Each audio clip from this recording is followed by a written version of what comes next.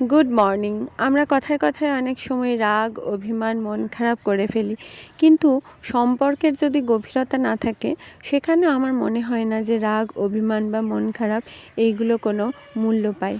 যে কোনো সম্পর্কের মধ্যে যদি তোমার অধিকার না থাকে, তুমি যদি সেখানে অধিকার দেখাতে না পারো, তাহলে বোধহয় রাগ করাও সাজে না বা মন খারাপ, অভিমান করাগুলোও সাজে না। তাই দুমদাম যার তার উপর রাগ, অভিমান, মন খারাপ এগুলো করবে না।